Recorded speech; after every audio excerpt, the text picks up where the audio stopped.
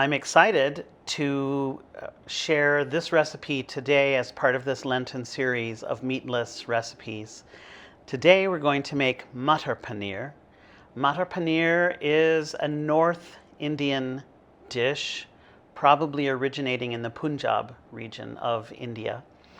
It is a sauce of tomato and spices with onions and garlic, as well as a little bit of cashew for texture. Then in that sauce we will put some paneer cheese and some peas. So matar is peas and paneer is the cheese. We are going to start, as most Indian dishes do begin, by heating up our pan,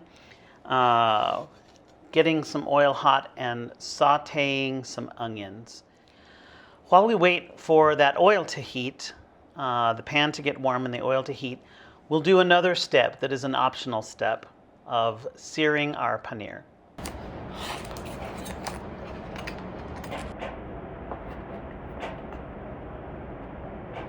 Paneer is a fresh cheese, and usually I make my own. It involves bringing milk just about to the boil and then adding some lemon juice, which will cause your milk to curdle and separate. And then you pour that through a cheesecloth in a sieve, and the liquid will pour away and leave behind the milk solids. And then you use your cheesecloth to kind of press that together and squeeze it a bit between a couple of plates. So then you have this disc of cheesecloth covered milk solids between two plates, and you've squeezed all the liquid out of that you can, and you put it in the fridge overnight, and tomorrow you have a disc of paneer. So super easy, but I know people may not want to mess with that, so today I bought my paneer. I got it at Fresh Time, if you have Fresh Time near you, or you can probably find it at Lund's, or if you're not near any of those places, you can give the homemade way a try. I'll put a recipe for that in the link as well, in case you decide you want to make your own paneer. So this is a little hot and it's splattering everywhere. So I'm turning my heat down, ouch, and I'm gonna start turning my little chunks of cheese. Whoa. And you can, I don't know if you can see, but they're starting to get brown on the sides, and so I'm just going to keep turning them around till I kind of brown all the sides. My pan is warm and I've added the oil and I see a good shimmer on it, so I'm going to add my onion in. This is one large onion, diced, and you might be able to hear it sizzle as I put it in the pan. That is a good sign. So my onion is in, and I'm just going to stir it around for a little bit until it gets nice and soft and begins to get a little bit of caramelization on it. The brown caramel color on the onion is another word for flavor, so don't skip this step. You want that onion to be delicious and sweet and beautifully browned. That will bring a lot of flavor to the finished sauce.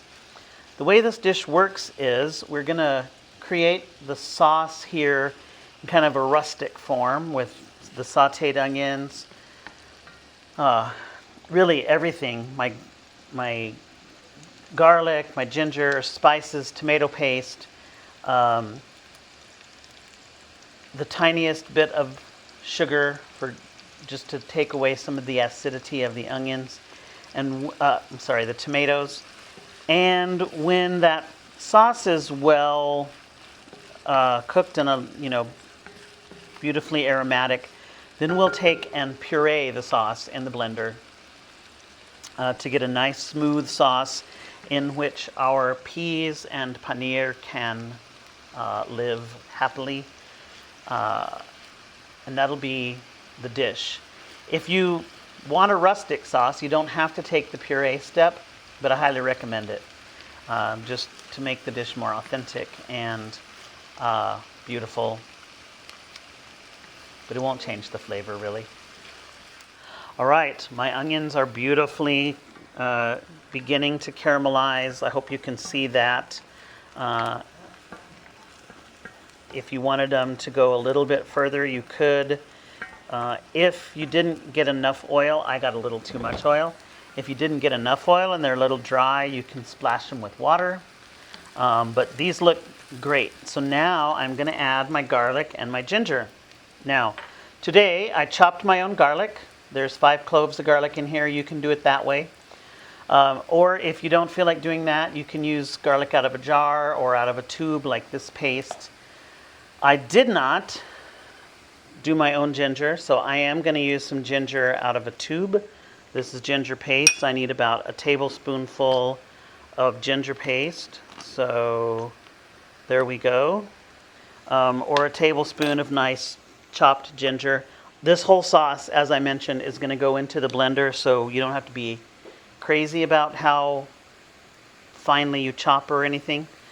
So there goes my ginger, tablespoonful, and here's my garlic, 5 cloves of garlic, and I'm just gonna stir those around with my onion, and they're really happy in there.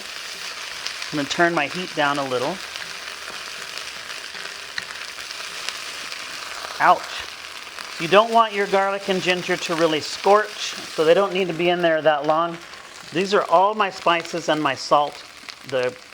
Which spices and the quantities will be in the recipe and the link.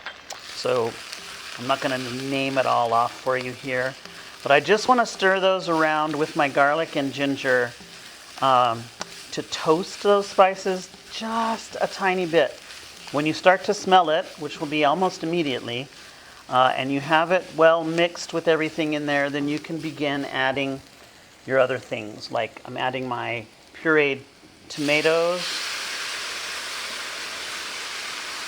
and my tomato paste.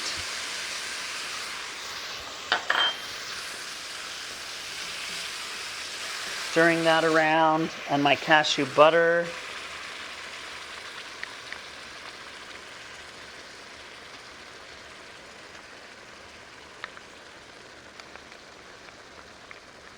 And my optional green chili.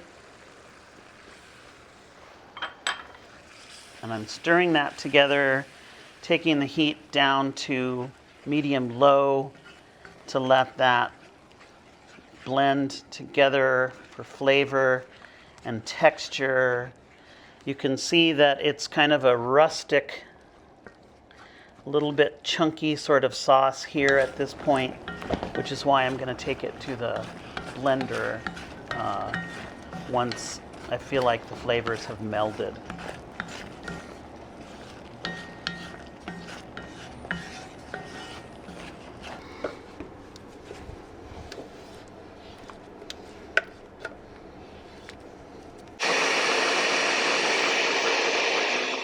Okay, I have blended our sauce and I'm adding it back to the pan in its smooth form.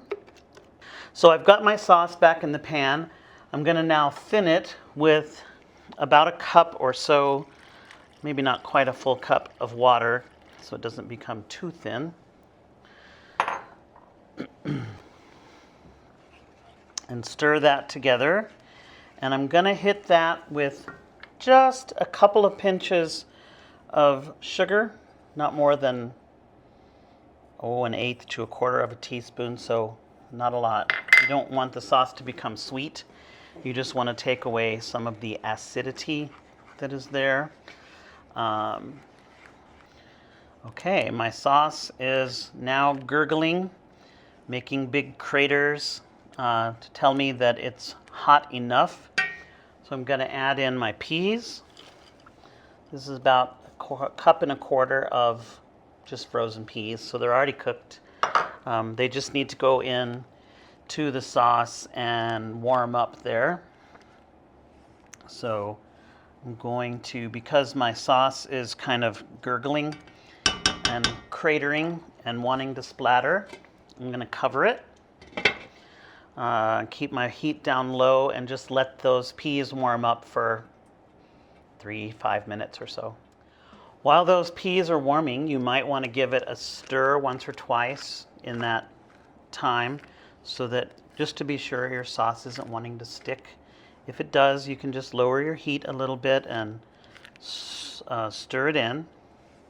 But once that's warmed through, then we're ready to add in our paneer. This is the paneer that we seared earlier. And so it just goes in now. And all we need to do at this point is, again, let that warm through, and then our dish will be complete, and we will pour it up for service. Boy, does that look good. Actually, we have one more thing, and we're going to add just a little bit of cream to this. I'm going to give it a minute to warm that paneer through. I'll stir in the cream and we'll be ready to go. All right, our paneer should be warmed through. I'm just going to stir in about 1/4 cup of cream. Take it off the heat and stir that in. That looks amazing.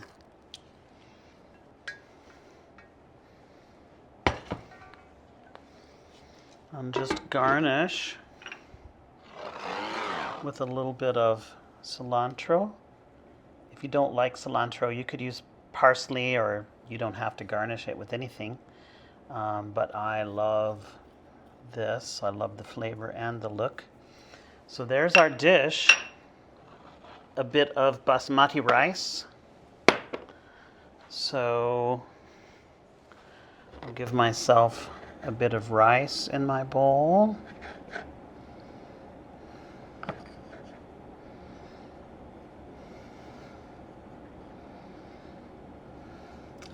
And now I'm just going to use the same spoon. And now a little bit of my Matar Paneer with my rice. Oh my goodness, this looks so good. I'm ready to taste it. Are you ready to taste it with me? Get some peas, get some cheese, get some rice. Here we go. Ooh, it's hot. Oh my word.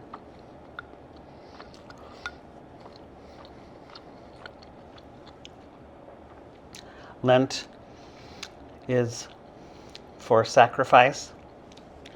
I'm not feeling that today, but I hope you will give this Matar Paneer a try. I'm sure you're going to love it. I'll see you next time.